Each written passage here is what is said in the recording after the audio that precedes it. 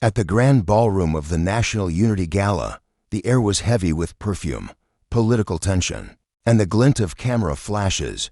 Waiters glided between senators, celebrities, and CEOs, offering champagne and whispered updates on who had just arrived. The event was meant to be about charity, but everyone knew the real business was image and influence. Congresswoman Jasmine Crockett stood near a marble column, chatting with a small circle of staffers and reporters. She wore a sharp, cobalt blue pantsuit that made her stand out like a high-voltage wire in a sea of muted tones. Her natural curls framed her face confidently, and her laughter was easy and unbothered until a subtle hush fell over the crowd near her. Melania Trump was approaching. The former First Lady moved with studied grace, flanked by discreet aides and silent glances from onlookers. Dressed in a shimmering silver gown with dramatic sleeves, she looked like a polished blade, elegant, precise, and cold. Congresswoman, Melania said, offering a restrained nod, her accent thick with sugar and steel. "I must say, you have such bold fashion sense." Jasmine turned toward her, raising a curious eyebrow. Melania smiled thin. "Practiced, it's brave," she continued, gesturing at the outfit with a small flick of her wrist. "To dress like that on purpose." The silence that followed wasn't loud, but it rang like a bell. A few guests exchanged glances. One reporter's eyebrows shot up. A staffer cleared their throat awkwardly and shifted to block a camera lens. The insult had landed. Softly but deliberately, Jasmine, without missing a beat, held her champagne flute steady and tilted her head slightly. Her lips curved into a small, amused smile, but she didn't speak yet. The moment hung in the air, like a fuse lit and burning slowly toward something inevitable. Jasmine remained still, the corners of her mouth frozen in that unreadable smile, half amused, half surgical. She glanced briefly at the people around them, noting the widening eyes, the parted lips, the collective intake of breath that followed Melania's jab. It wasn't just an insult about clothes. It was a power play, dressed up in couture.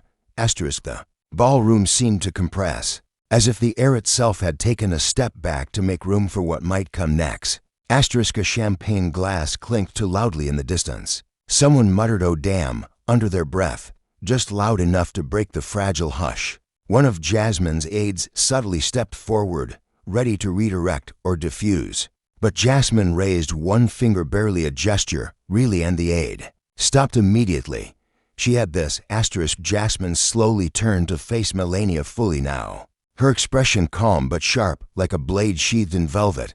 Her eyes locked onto Melania's, searching not for emotion, but for the calculation behind them. Melania's face, smooth and unreadable, gave nothing away, but she knew she'd just tossed a stone into the water to see what would ripple. In the back of the room, a young reporter for a digital news outlet stopped mid-bite of a crab puff and discreetly pulled out their phone. No sound, just record. This was not just fashion commentary. This was an opening shot. Jasmine glanced down at her cobalt sleeves, then back at Melania, smiling now not with amusement, but with certainty. Not every woman in politics was built to spar with elegance and bite, but Jasmine Crockett was not just any woman. She was measured, she was ready, and most importantly, she had heard far worse. Jasmine let the silence stretch a moment longer, letting the tension thicken like syrup. Her calm was unnerving. Melania, still poised and picture perfect, tilted her head slightly as if expecting a polite chuckle, maybe even a dismissive shrug. But Jasmine wasn't going to let it pass like a glancing breeze. She had grown up, with sharper tongues and tougher rooms. This was nothing new, only a more expensive setting. Without raising her voice, Jasmine took one smooth step forward, just enough to close the polite distance between them. She looked directly into Melania's eyes, not aggressively, not challengingly, but with the steady, almost surgical precision of someone who knows her words are about to become permanent. "At least when I speak," she said, voice low but carrying across the velvet-draped room. "People know it's my own words and not a script I had to memorize in 5 languages." There was no need to raise her voice. The delivery was measured, deliberate, and devastating. It hit like a thunderclap. A collective gasp rolled through the crowd, small and staggered. A junior aide from the Department of Transportation whispered, "Holy shit," and immediately slapped a hand over their mouth. A GOP senator to tables over nearly dropped his wine glass. A well-known anchorwoman dropped her jaw so far, someone next to her asked if she was okay. Melania blinked once, slowly. She didn't flinch, but for the first time that evening, her practiced mask faltered just a flicker in the eyes. She gave a brief, brittle smile, then turned her gaze elsewhere, as if looking for someone to interrupt, someone to change the subject. But it was too late. The energy in the room shifted. A tension released. There were muffled laughs from the corners, nervous giggles, suppressed applause. No one moved toward them. But everyone was watching. Jasmine didn't gloat. She didn't smirk. She didn't even move. She just held Melania's gaze for one more moment, then turned away smoothly, lifting her champagne glass and taking a cool, unbothered sip. She didn't need to say anything else. One line, that's all it took. The clip hit social media like a lightning bolt. By the time dessert was being served at the gala, some delicate thing with spun sugar and gold flakes, the moment had already left the building. On TikTok, the video of Jasmine's takedown was looped, captioned, dissected, and remixed with trap beats and slow-motion edits. Gen Z creators were lip-syncing her words with fire effects behind them. Twitter, or X as it was now known, was aflame. Jasmine snapped First Lady drag she ate and left no crumbs that one line all trending. All within an hour. The original video, captured by that young digital reporter, had gone up with the caption, "Crockett just sent Melania to the shadow realm" in 9 words. Within minutes, it had 1 million views. CNN posted the clip, then MSNBC, then every political blog, gossip rag, and influencer with a ring light. Reactions poured in from every corner of the political spectrum.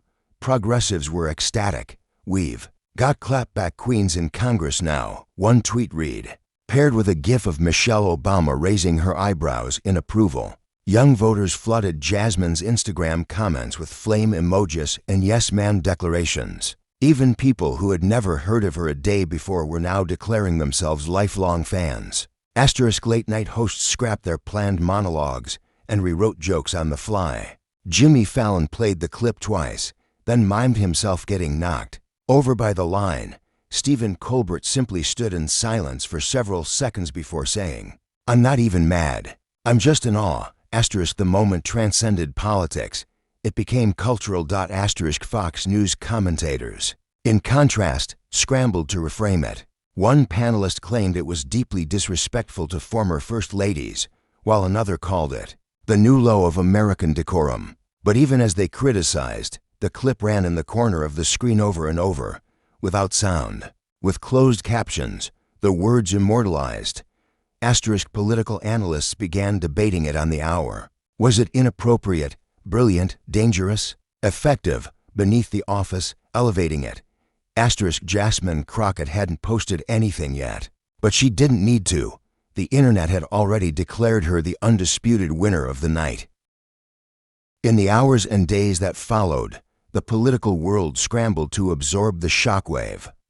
Morning shows opened with side-by-side stills of Melania's frozen expression and Jasmine's confident turn away, analyzing them like frames from the Zapruder film. Cable networks ran expert panels, featuring everything from linguists to fashion critics to retired diplomats, all offering their takes. The incident was no longer just a moment, it was a narrative, a symbol, a shift. Melania Trump's office broke its silence with a short, carefully worded statement emailed to select journalists. The former First Lady remains focused on supporting causes of grace and dignity, and will not dignify personal attacks with a response. It landed with a soft thud. Even sympathetic media outlets struggled to spin it as a victory. The reality was, Melania had been publicly outmaneuvered and by someone who hadn't raised her voice or even broken a sweat. Conservative commentators tried to rally support.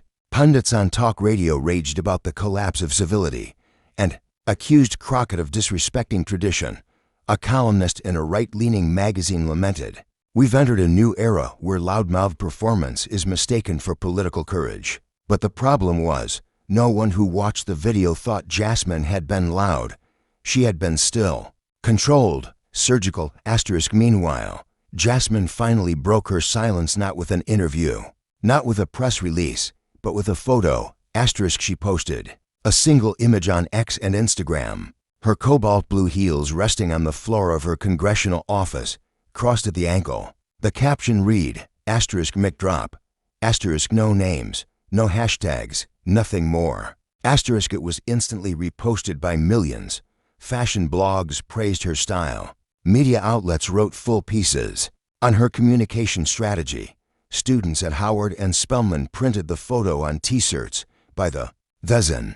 One particularly bold design featured her comeback quote framed in broke gold. Under the words, "The Shade Room Honors Graduate, * behind the scenes." Fundraising platforms linked to her campaign lit up.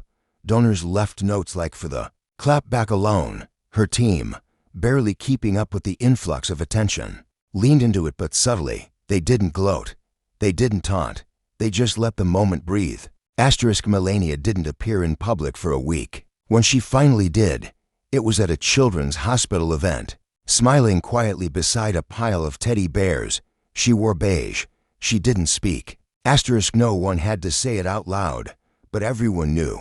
The moment belonged to Jasmine now. A week later, the moment had evolved from a viral clapback to something much bigger, a cultural checkpoint. It wasn't just about one woman outwitting another at a gala. It was about power, voice, authenticity, and the way American politics had irrevocably changed.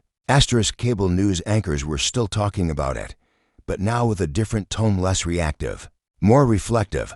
On MSNBC, a roundtable of historians and political strategists compared Jasmine Crockett's quip to the sharp wit of Barbara Jordan or Shirley Chisholm, noting how rare it was for a single sentence to slice through the noise and leave a mark on the national psyche. Young voters were energized in a way the usual speeches and campaign videos never managed.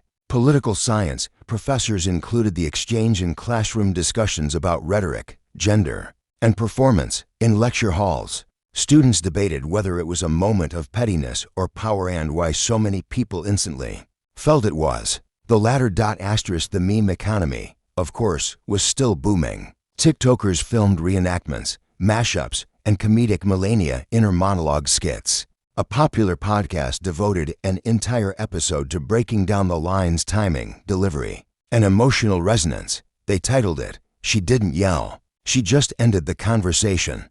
On Capitol Hill, things were quieter. Colleagues who once underestimated Crockett now regarded her with a new sense of wariness or admiration, depending on their politics. A seasoned senator reportedly said in a closed meeting, "She's not just sound bites that one line made. People lean in. That's the kind of clarity we don't teach anymore." In certain corners of the political establishment, there was discomfort. Some called it unbecoming.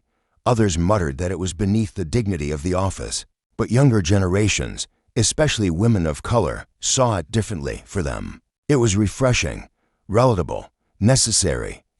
Jasmine never addressed the line again. She didn't need to. Instead, she went back to her work pressing legislation, attending committee hearings, making policy arguments with the same sharp clarity that had just become her signature.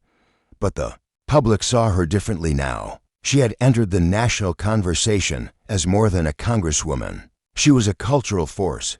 A new mural appeared in downtown Houston. Jasmine, in her cobalt pantsuit, walking away with her back to the viewer, a mic gently falling behind her. Across the wall, in bold black letters, it read, "Say less, mean more." One insult had tried to shrink her.